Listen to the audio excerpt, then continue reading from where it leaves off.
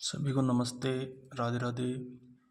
पिछली क्लास में जो पार्ट 2 हमने मैट्रिक्स का डिस्कस किया था, उसमें बेसिक डेफिनेशंस और कुछ मैट्रिक्स की प्रॉपर्टीज़ हमने देखी थी। आज जो इसका नेक्स्ट पार्ट है, पार्ट नंबर 3, उसमें हम मैट्रिक्स के गुणनफल और गुणनफल से संबंधित कुछ इसके नियम है, उनके बारे में चर्चा करेंगे। तो स्वागत है आप सभी का। तो पहला पॉइंट आज का, अवयवों का गुणा, मल्टीप्लिकेशन ऑफ मैट्रिसेज।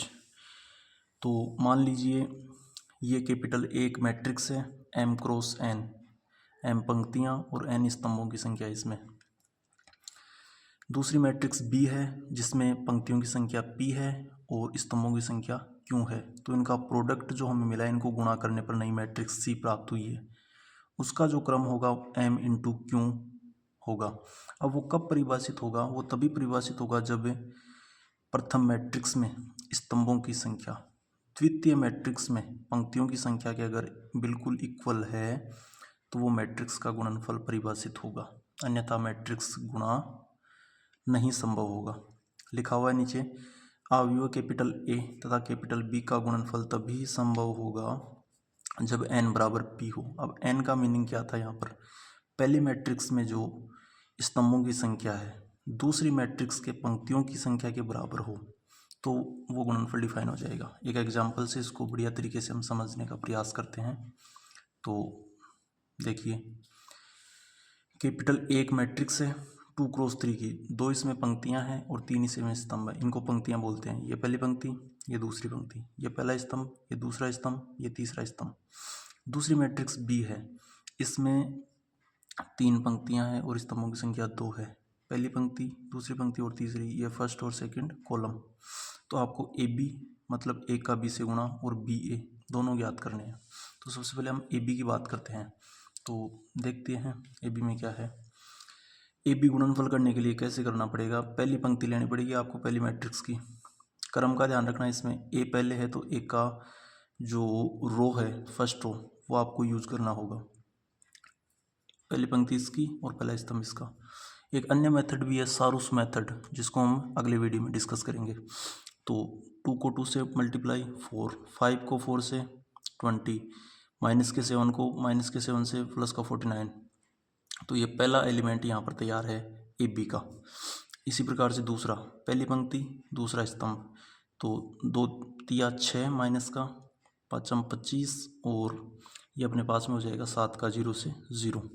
इस प्रकार से ये कैसे मिलेगा? दूसरी पंक्ति पहला स्तंभ, 9 दूनी 18, ये 0 और ये माइनस का 28, 18 0 माइनस 28। इसी प्रकार पहली पंक्ति दूसरी पंक्ति पहला स्तंभ, 9 तिया माइनस का 27 और ये 0 है और ये 0 है, तो माइनस 27 0 0। सोल्व करने पर ये आंसर आ जाएगा। तो ये ए बी कब परिभाषित हुआ? जब इसमें पहली मैट्रिक्स में पंक्तियों की संख्या स्तंभों की संख्या दूसरी मैट्रिक्स के पंक्तियों की संख्या के बराबर थी, इसलिए डिफाइन हुआ। अब बी ए भी निकाला जा सकता है। बी ए आप खुद निकालेंगे। अगर आपको ये गुणा समझ में आया है तो उम्मीद करता हूँ आप बी ए यहाँ से निकाल पाओगे। नेक्स्ट जो एग्जाम्पल है वो भी अच्छा उदाहरण है, प्रयास करते हैं इसको समझने का। लिखा हुआ है इसमें कैपिटल ए बराबर 1 2 2 3, ये 2 क्रॉस 2 की एक मैट्रिक्स है। ए स्क्वायर माइनस के ए माइनस आई टू बराबर ओ हो तो आपको के की वैल्यू यहाँ से फाइंड करनी। 4 ऑप्शन लिखे हुए हैं। पहला ऑप्शन 4, -4, 2 और 1। तो सबसे पहले इसमें ए स्क्वायर निकालना पड़ेगा। ए स्क्वायर के लिए आपको इसका ए मैट्रिक्स से गुणनफल करना होगा। तो एक का ए से गुणा बड़ा ही आसान है, देखते हैं। प्रथम पंक्ति और प्रथम स्तंभ ये ले लेते हैं। एक का एक से गुणा 1, 2 दूनी 4, 4 में 1 जोड़ा 5। प्रथम पंक्ति द्वितीय स्तंभ, 1 का 2 से गुणा 2 और 2 का 3 से गुणा 6 और 6 में 2 जोड़ा 8। द्वितीय पंक्ति प्रथम स्तंभ, 2 का 1 से 2 और ये 3 दूनी 6, ये 8 आ गया। ये 2 दूनी 4 और ये 3 तिया 9, 13 आ गया। अब इसमें माइनस के ए, तो अब ये आसानी से एक लाइन में हो सकते हैं। देखते हैं इनको कैसे कैलकुलेट करें। ए स्क्वायर की वैल्यू यहाँ से लिख देंगे जो हमने पहले फाइंड कर लिया, 5 8 8 और 13 माइनस का के ऐसे कैसे, ए की value matrix 1 2 2 3, same to same यहाँ लिखा हुआ है माइनस माइनस I2 का मतलब है आइडेंटिटी मैट्रिक्स, कितने क्रम की, 2x2 की, 1001 बराबर में लिखा हुआ है O का मतलब है 2x2 की शून्य मैट्रिक्स 0 0 0 0। जैसे इसको सोल्व करते हैं, सोल्व करने का मेथड क्या रहेगा, यहाँ पर 5 8 ये तो लिखा हुआ है ही सेम टू सेम, तो इसमें हम क्या करेंगे, माइनस के को अंदर मल्टीप्लाई करेंगे और ये जो मैट्रिक्स है ये घटा देंगे इसमें से, और बराबर में ये संगत अवयवों की तुलना कर लेंगे। तो यहाँ से हमारे को मिलेगा 5 माइनस के माइनस का 1 इक्वल टू 0, तो के की वैल्यू यहाँ से 4 मिल जाएगी। तो कौन सा ऑप्शन हो जाएगा इसमें, ऑप्शन नंबर 1। नेक्स्ट अगले क्वेश्चन की बात करते हैं। नेक्स्ट जो प्रॉपर्टी, क्वेश्चन नहीं है, अगली जो प्रॉपर्टी हम देखने वाले हैं इसमें मैट्रिक्स के मल्टीप्लिकेशन के कुछ गुणधर्म बताए गए हैं। पहला गुणधर्म है इसमें क्रम विनिमय नियम, कम्यूटेटिव लॉ। ए बी ए के इक्वल नहीं होगा, अर्थात मैट्रिक्स ए का बी से गुणनफल मैट्रिक्स बी का ए से गुणनफल बराबर हो, ये आवश्यक नहीं है। इसमें लिखा हुआ है पॉइंट की सामान्यतः अवयव गुणा में क्रम विनिमय नियम की पालना नहीं होती है। जनरली ये नियम इसमें लागू नहीं होता है, हो भी सकता है। दूसरा है साहचर्य नियम, इसमें क्या लिखा हुआ है, ए का बी से गुणा और बाद में सी से गुणा, बी का सी से गुणा बाद में ए से गुणा, ये क्या होता है, हमेशा इक्वल। अब इसमें एक चीज़ का ध्यान रखना है कि गुणा संभव होना चाहिए। संभव मतलब इनके जो क्रम है ना वो इक्वल होने चाहिए, कि पहली मैट्रिक्स में स्तंभों की संख्या दूसरी में पंक्तियों की संख्या की इक्वल आए, तभी ये गुणा पॉसिबल होगा, तब ये साहचर्य नियम इस प्रकार से इसमें लागू हो जाएगा। थर्ड इसमें गुणनतात्मक मल्टीप्लिकेटिव आइडेंटिटी, तो इसमें क्या हो जाएगा, ए इंटू आई, ए का मतलब कोई मैट्रिक्स है, कितने भी क्रम की हो सकती है, आई आइडेंटिटी मैट्रिक्स है, बराबर किसके आएगा, आई इंटू ए के, और इन ये जो दोनों हैं वो कैपिटल ए के बराबर आएगा, ए आई बराबर आई ए, वो ए के इक्वल हो जाएगा। अवयव ए का जो गुणनतात्मक होता है उसको बोलते हैं हम इकाई मैट्रिक्स। जैसे हम जनरली बात करते हैं कि 5 को किससे गुणा करें कि 1 आ जाए, तो 1/5 से, तो ये इसका गुणनतात्मक हो जाएगा। नेक्स्ट इसमें चौथा पॉइंट है गुणन प्रतिलोम मल्टीप्लिकेटिव इनवर्स। इसमें क्या होता है, ए का बी से गुणा, ए मैट्रिक्स का बी मैट्रिक्स से गुणा बराबर होगा बी का ए से, तो आंसर हमें मिलेगा आइडेंटिटी मैट्रिक्स। ये तभी पॉसिबल होगा ए बी और बी ए बराबर हो, तो उसका आंसर आई के बराबर आएगा।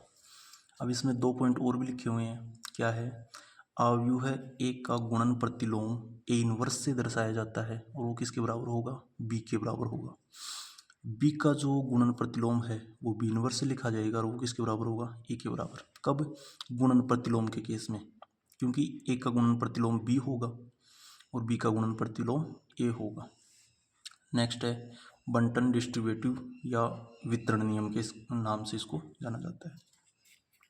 क्या लिखा हुआ है, ए फिर ब्रैकेट बी प्लस सी, मतलब बी और सी मैट्रिक्स को जोड़ने के बाद में ए से गुणा, या ए का बी से गुणा प्लस ए का सी से गुणा, ये इक्वली आंसर आएगा।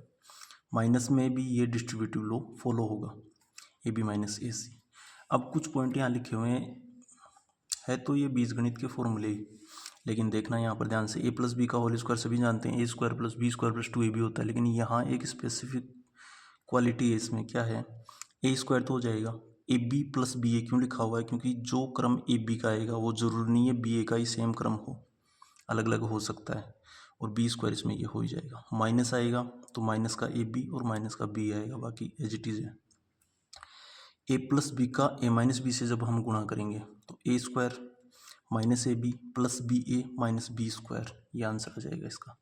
तो ये ए और बी संख्याएं नहीं है यहाँ पर ये मैट्रिक्स का रोल कर रही है, ए मैट्रिक्स है बी मैट्रिक्स है, यहाँ पर ये दोनों मैट्रिक्स हैं, इनका एडिशन और इनका सब्ट्रैक्शन, इन दोनों का मल्टीप्लिकेशन है वो इसके बराबर होता है हमेशा। नेक्स्ट हम बात करते हैं पॉइंट नंबर 6 की, जिसमें एक पॉइंट नंबर 4 इम्पोर्टेंट पॉइंट और भी है, ये याद रखना है, क्या है कि जो दो अशून्य मैट्रिक्स होती है, इंग्लिश में नॉन जीरो मैट्रिक्स, मतलब जो जीरो नहीं हो उनका गुणा भी क्या हो सकता है, जीरो मैट्रिक्स हो सकता है। कैसे, एक एग्जाम्पल से इसको समझने का प्रयास करते हैं। जैसे लिखा हुआ माइनस का 7 0 0 0। अब ये जीरो मैट्रिक्स नहीं है क्योंकि इसका जो A11 प्रथम एलिमेंट है वो -7 लिखा हुआ है। एज इट इज़ ये भी 2x2 मैट्रिक्स है, 0 0 0 प्लस के 5, तो ये एलिमेंट नॉन जीरो है, इसलिए दोनों ही नॉन जीरो है। लेकिन इनका जो प्रोडक्ट होगा, इनका मल्टीप्लिकेशन होगा, वो क्या आएगा, शून्य मैट्रिक्स आएगी। कितने क्रम की, 2x2। तो ये इस प्रकार से नॉन जीरो मैट्रिक्स का मल्टीप्लिकेशन भी जीरो मैट्रिक्स हो सकता है। कुछ इस प्रकार से अगर हम इसको माने तो अन्य एलिमेंट भी लिखे जा सकते हैं। फिर पांचवी प्रॉपर्टी, ये भी इम्पोर्टेंट है, क्या लिखी हुई है, ये कोई मैट्रिक्स है, डायगोनल मैट्रिक्स है, विकर्ण अवयव है, तो उसमें केवल विकर्ण के अवयव ही होंगे, बाकी सारे क्या होंगे, जीरो। हमने पार्ट 1 और पार्ट 2 में जो डेफिनेशंस डिस्कस की थी उनको अगर आपने ध्यान से देखा है तो आपको ये डायगोनल वाला समझ में आ जाएगा।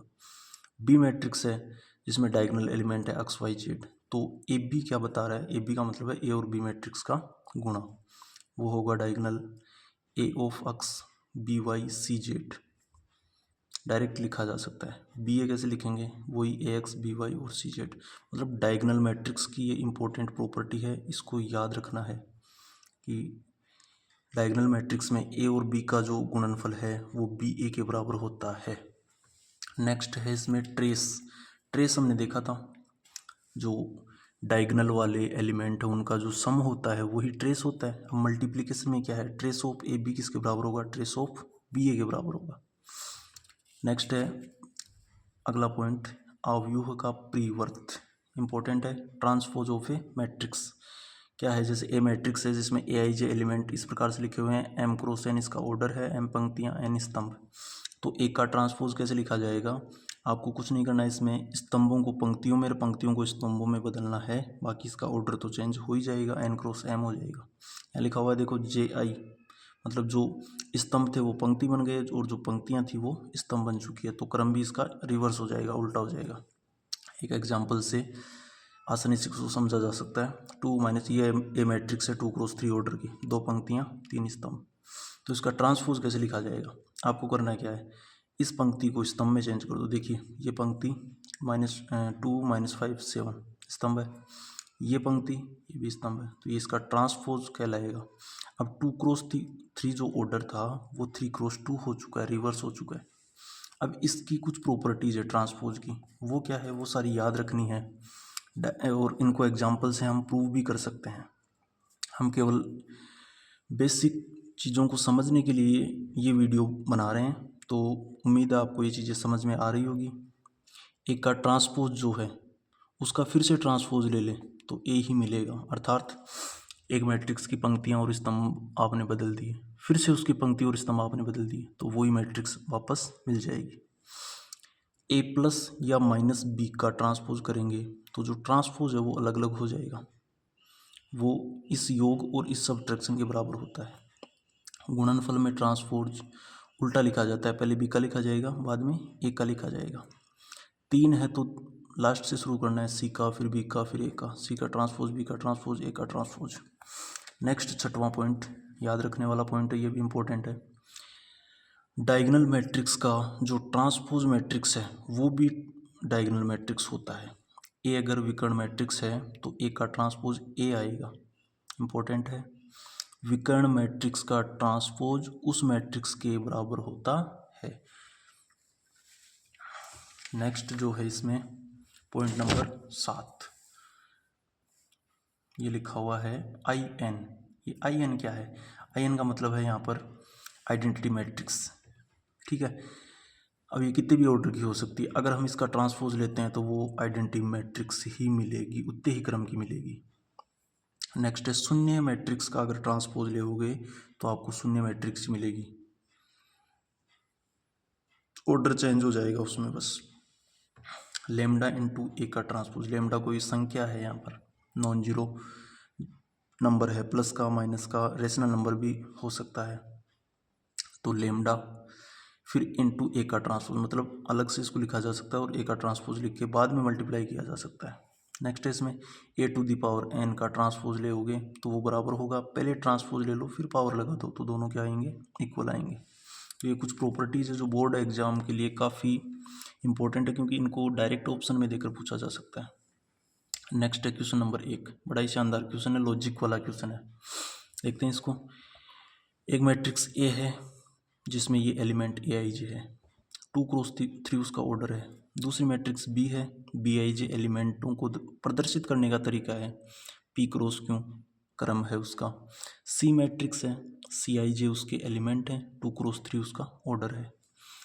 तो इसमें बता रखा है कि ए बी बराबर सी है, तो आपको पी और क्यू की वैल्यू फाइंड करनी है। यहाँ से भाई पी की जगह कितना आएगा और क्यू की जगह कितना आएगा। ऑप्शन दे रखे हैं। गजब का क्वेश्चन है ये, 2013 में लेक्चरर एग्जाम में पूछा हुआ क्वेश्चन है ये। ए बी बराबर सी ये लिखा हमने, केवल एक प्रॉपर्टी के बेस पर इसका आंसर आएगा। देखिए ए का जो ऑर्डर है, ए मैट्रिक्स क्या थी, ए आई जे 2x3 की, मैंने लिखा है यहाँ पर समझाने के लिए। बी कौन सी है, बी आई जे p×q की। अब आप सोचना ध्यान से, ये गुणनफल कब डिफाइन होगा, ये गुणनफल ही तो है ए डॉट बी, तो ये कब डिफाइन होगा। आपको सिखाया था शुरुआत में कि पहले पार्ट में जो स्तंभों की संख्या है वो दूसरी मैट्रिक्स के पंक्तियों की संख्या के अगर बराबर है तभी ये गुणनफल डिफाइन होगा। तो यहाँ पर जो ये 3 है वो p के बराबर है, तो p का आंसर तो डायरेक्ट बन रहा है, यहाँ पर 3 आएगा। तो इस ऑप्शन में p 3 नहीं है तो ये हट जाएगा। इस ऑप्शन में 3 है, सोचते हैं इसमें 3 नहीं, ये हट जाएगा। अब आंसर इन दोनों में से होगा, देखते हैं कौन सा आंसर होने वाला है।